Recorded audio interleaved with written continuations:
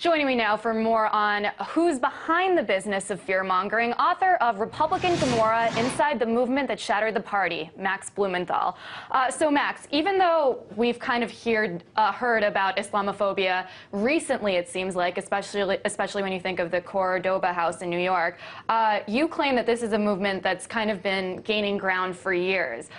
When did it exactly start, and what was it in response to? Yeah, it's funny because polls from the Pew polling organization, which is a reputable polling organization, show American opinion of Muslims at an all-time low, and we're almost 10 years after 9/11. So where is this coming from? It's actually a sustained campaign that began well before 9/11 and has reached its peak with the plan to establish an Islamic community center at Cordoba House. And what I pointed out in my article, The Great Islamic Crusade, at tomdispatch.com and at my blog, maxblumenthal.com, is that there is a network, an organized network that stretches across continents that has incited this campaign against Muslim citizens of America and which is profiting off of it and has its own network of funders. And so tell me a little bit more about who's behind this kind of fear-mongering, I guess you could say, and what exactly is their agenda? How did they manage to take what they believed and turn it into what's almost considered mass hysteria in the United States by some? Yeah, I mean, you see this in Europe a lot with figures like Geert Wilders, the Dutch politician, who's basically a proto-fascist who calls Islam a retarded religion and has proposed what he calls a head rag tax on Muslim women, which is completely undemocratic. And that's spreading to the United States through the funding of people like Aubrey Chernick, a little-known sugar daddy of the Islamophobic movement, who used to be a trustee at a think tank run out of the pro-Israel lobby, AIPAC, but who funds everything from Camera, a pro-Israel media monitoring group, to the American Jewish Committee, to the Anti-Defamation League, which opposed the community center at Ground Zero, to various figures like Robert Spencer, who is the key voice of pseudo-scholarly Islamophobia in the United States, who has gotten almost $1 million from this Aubrey Chernick character, who simultaneously runs a security consulting firm. So you could see why he would want to gin up this fear about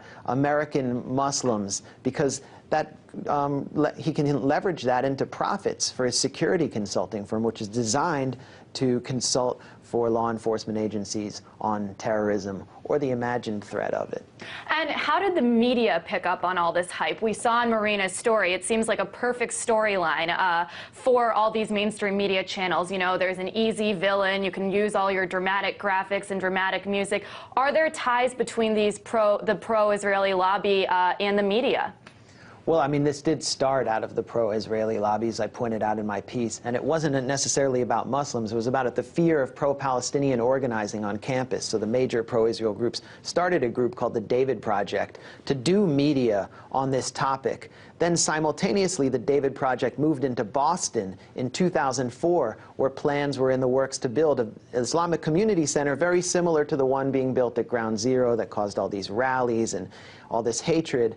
And they began sort of creating a blueprint for their broader strategy against this community center in Boston. And they went to friendly media, outlets like the Boston Herald, a right-wing paper, Fox News, and they had their own group of experts, people like Stephen Emerson, who was run out of the journalism, mainstream journalism, because of his tendency to cook facts about the terrorist intentions of Muslims, and became sort of an expert funded by this network of Islamophobic sugar daddies and promoted by groups like the David Project to incite against community centers, to incite against Muslim activists, and it built over the course of 5 years from that little campaign in Boston through several local campaigns with this organized network of media experts who are not established academics, who have no credentials in journalism or academia, to gin up this imaginary fear of Muslim Americans forming terror cells in cities and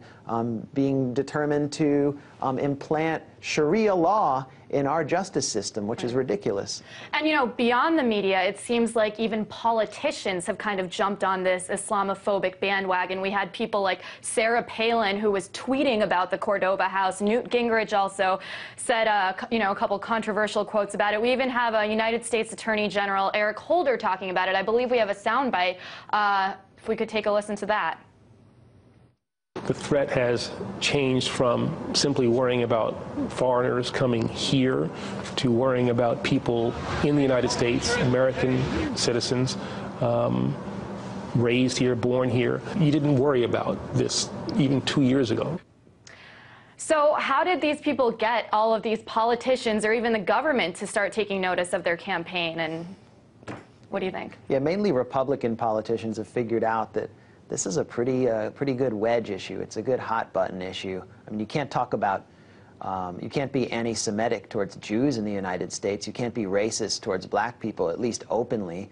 So they need someone to demonize, someone to scapegoat for their constituency, which lives primarily in you know, racially monolithic areas like Oklahoma, which just passed a resolution this election season banning Sharia law, as if anyone's going to implement Sharia law in Oklahoma. So Sarah Palin has called the Ground Zero Islamic Community Center a stab in the heart, borrowing language that Hitler used after World War I about Jews in Germany, stabbing Germany in the back. I don't think she meant to borrow it, but it really reminds me of that. Newt Gingrich, who is a presidential frontrunner for the Republicans this year, appeared at the rally against the Ground Zero Community Center beside Geert Wilders, the Dutch fascist politician, and several shady characters like Pamela Geller, who calls Muslims Nazis. I mean, so you see them moving in the same circles as far-right extremists, and it's working at least for their base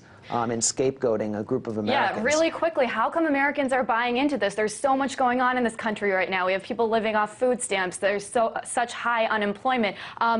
Muslims as the scapegoat, I mean, that seems logical. Why are so many Americans buying into it? It's a great way to distract from the fact that the Republicans' economic policies have helped get average Americans into the mess that they're in, and that their economic policies are the reason why people are being evicted from their homes and their mortgage, and they can't pay off their mortgages.